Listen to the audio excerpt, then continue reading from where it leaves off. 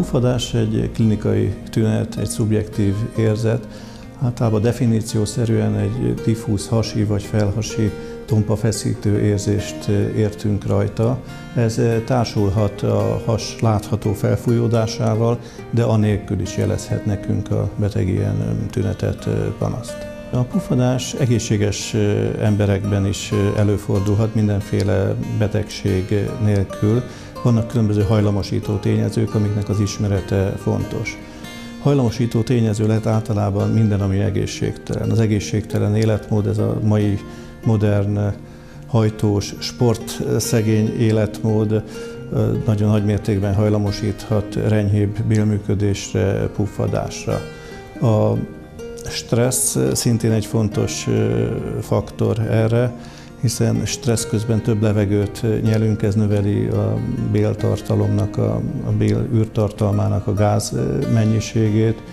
Stressz hatására megváltozik a bélnek a működése, beidegzése, és megváltozik a bél beidegzése is. Gondoljunk csak arra, hogy egy vizsgaidőszakban a kollégiumokban a legnépszerűbb helyiség általában a toalett, ami aztán utána elmúlik a betegek vagy a kollégisták egy jelentős részében a vizsgaidőszak után, néhány emberben viszont megmarad.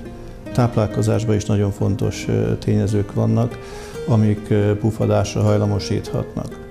Vannak bizonyos szénhidrátok, amiket még egészséges emberekben is nehezen emésztünk meg. Ide tartoznak a leggyakoribb ezek közül talán a tejcukor, a laktóz. Laktózintolerancia nagyon gyakori, és ennek legjellegzetesebb tünete a puffadás. Emellett az üdítő italokban levő cukrok is nehezen emészthető, felszívódó cukrok közé tartoznak, és így szintén bakteriális erjedésnek vannak kitéve, ezáltal puffadáshoz vezethetnek. Nagy ellenségünk a rágógumi. Ilyen szempontból rágózás közben sok levegőt nyerünk, és a rágóguminak a xilit vagy szorbit tartalma is bakteriális erjedés révén puffadást okozhat. Hajlamosító tényező lehet puffadásra különböző gyógyszereknek a szedése, főleg az antibiotikumok jönnek itt szóba. Az antibiotikum megváltoztatják a bél baktériumflóráját, és ezáltal egy kóros bélműködés alakulhat ki, illetve különböző betegségek is hajlamosíthatnak puffadásra. Betegségeknek a lecsengése, gondoljunk csak egy utazók hasmenése nevű betegségre, amikor egy egzotikus utazás során összeszedünk valamilyen kórokozót, attól hasmenésünk van néhány napig, majd utána hetekig, hónapokig, vagy akár évekig is kínzó tünet lehet a puffadás. A puffadás ugye gyakori tünet, a népesség 10-20%-át érintheti akár rendszeresen is. Megkülönböztetünk olyan egyéneket, akiknek nincs alarmírozó tünete, nincs vészhelyzetre, súlyos betegségre utaló tünete.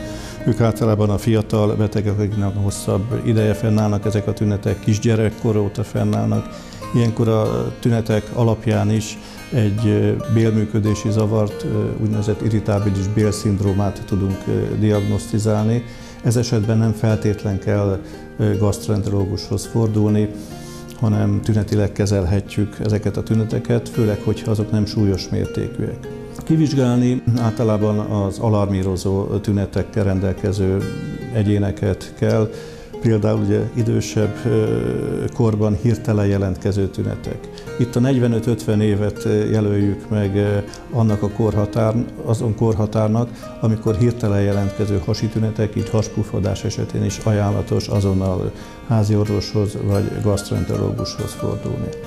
Az általános daganattünetek, ugye a hirtelen nagy mértékű fogyás, vérszegénység, vérszékelés, elhúzódó ideig tartó lázas állapot, nagyfokú testi gyengeség kialakulása szintén olyan alarmírozó tünetek, amikor azonnal gastroenterológushoz kell fordulni, kivizsgálást kérni. A jó anamnézis felvételből általában már a diagnózist is sok esetben meg tudjuk mondani. Fizikálisan megvizsgáljuk a beteget, hiszen a fizikális vizsgálattal is a betegek jó részében diagnózist tudunk felállítani. Először a vérvételeket végzünk, majd kevésbé kellemetlen úgynevezett non-invazív vizsgálatokat, röntgenvizsgálatot, ultrahangvizsgálatot, és ha ezekkel sem jutunk előre, akkor jönnek a speciális gastroenterológiai vizsgálatok. Ide a nyelőcső, a gyomor, a vékonybél endoszkópos vizsgálata, illetve a vastagbél endoszkópos vizsgálata tartozik elsősorban, amitől Talán sokakban félelem van, de ezt azért el kell, hogy mondjam, hogy ezek a vizsgálatok manapság már korszerű fájdalomcsillapító alkalmazásával a lehető legkisebb kellemetlenséggel elvégezhetők, akár altatásban is. Nagyon fontos, hogy a puffadás egészségesekben is előfordulhat, de nagyon sok betegségnek lehet a tünet. Óvnám a lakosságot, főleg az internet alapú öndiagnosztizálástól, ez nagyon gyakran tévútra viszi a betegeket. Tehát nagyon fontos, hogy ha rendszeres tüneteink vannak, a tüneteinkben progresszió van, orvoshoz forduljunk, és egy pontos kivizsgálást végezzünk, és utána tünetorientáltan kezeljük az adott betegséget. Megelőzésképpen az egészséges életmódot tudjuk itt is tanácsolni, a sportos életmódot, az étrendben pedig az egészséges életmódot, tehát vitamindús, rostdús táplálkozás általában jót tesz az emésztőszervek működésének. A vény nélkül kapható és a médiumokban reklámozott gyógyszereket lehetőség szerint csak átmenetileg rövidebb ideig alkalmazzuk, vagy kivizsgált esetekben a megfelelő oki szerek mellé tünetileg alkalmazhatóak.